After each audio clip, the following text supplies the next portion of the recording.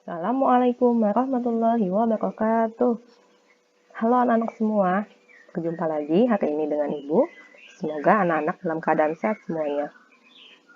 Nah, hari ini kita akan belajar tentang mengubah pecahan desimal ke bentuk persen atau mengubah persen ke dalam bentuk desimal. Nah, materi ini masih lanjutan dari materi minggu yang lalu.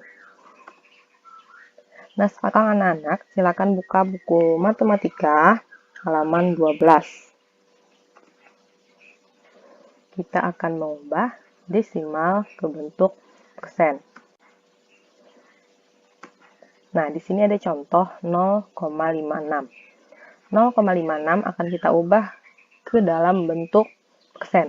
Yang pertama kita lakukan adalah 0,56 kita ubah dulu menjadi pecahan biasa. Perhatikan, ada dua angka di belakang koma. Nah, ada dua angka di belakang koma, maka itu bila diubah menjadi pecahan biasa, maka penyebut 100.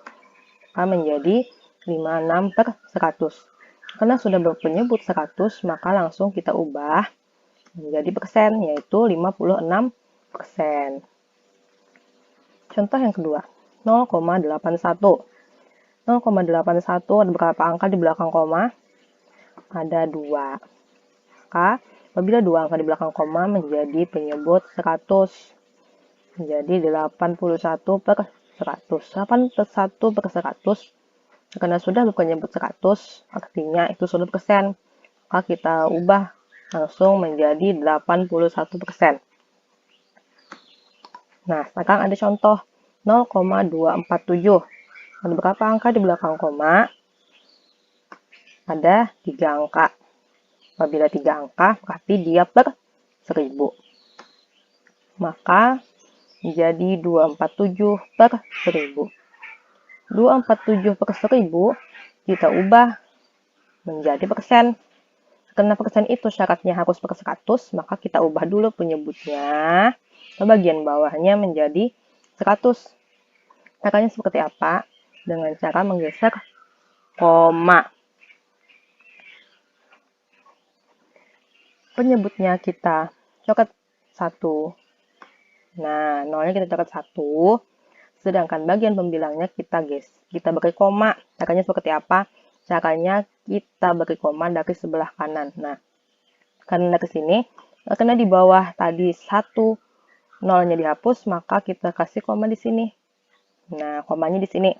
Maka menjadi 24,7/100. Karena sudah berpenyebut 100, maka dapat kita ubah ke dalam bentuk persen menjadi 24,7%. Nah, seperti itu. Untuk lebih paham, Ibu kasih contoh yang lain lagi. Nah, ada contoh 0,4. Berapa angka di belakang koma? 1. Itu 4. Karena 1 angka di belakang koma berarti dia ber-10. 4/10. Kita ubah penyebutnya menjadi 100. 4/10. 10 dikali berapa? Supaya hasilnya 100. Nah, 10 dikali 10. Kalau di bawahnya dikali 10, maka atasnya juga dikali 10.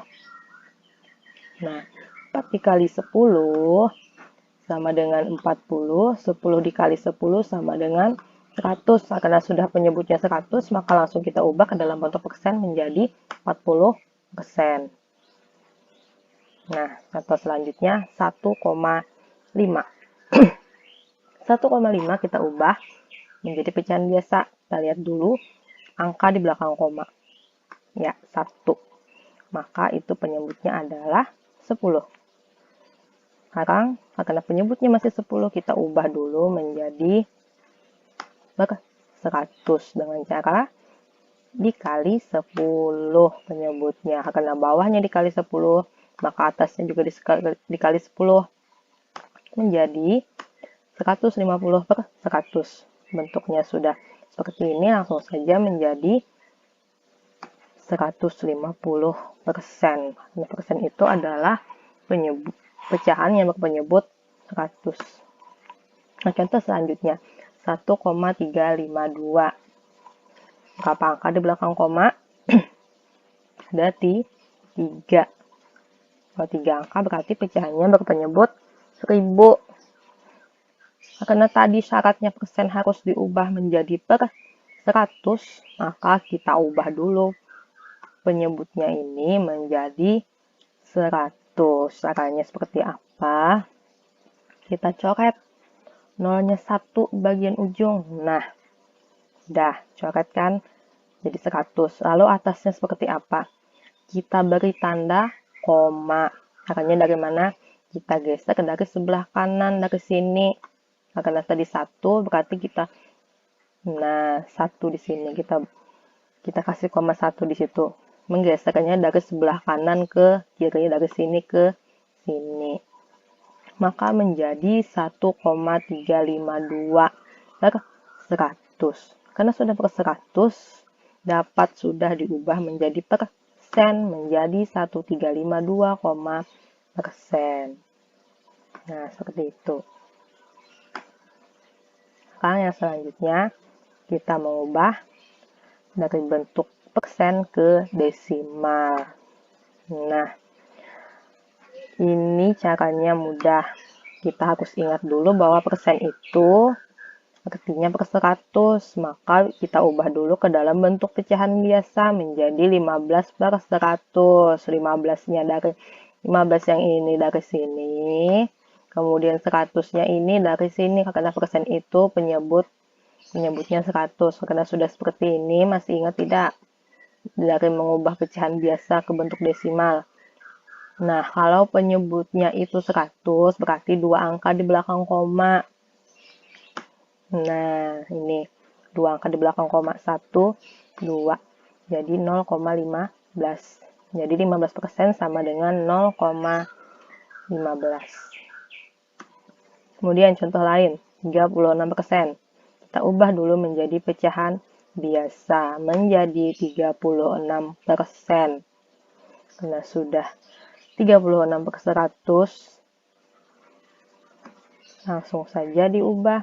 Menyebutnya sudah 100, berarti 2 angka di belakang koma, berarti 0,36. Nah, sekarang 87,6%. 87,6% kita ubah dulu menjadi pecahan biasa, menjadi 87,6 per 100. Kita ubah menjadi pecahan desimal. Nah, caranya seperti apa? Caranya seperti ini. Kita coret nolnya 2. Karena per itu sama dengan bagi. Per itu sama dengan bagi ya. Jadi 87,6 dibagi 100. Karena kita mau ubah jadi desimal. Ulangi. Per itu sama dengan bagi. Nah, jadi kita ubah jadi pecahan desimal, kita coret nolnya 2. Nah, nolnya 2 kita coret. Kemudian pembilangnya kita geser ke angka komanya. Nah, kan tadi di sini nih komanya nih. Kita geser ke sebelah kiri. Karena yang dicoret tadi 2, maka kita 2 kali menggesernya. 1, 2. Berarti nolnya tadi di sini, komanya tadi di sini ya. Nah, karena tadi komanya di sini, kita kasih angka 0 di sini. Nah, maka menjadi 0,876. Jadi 87,6%, pecahan desimalnya adalah 0,876. Nah,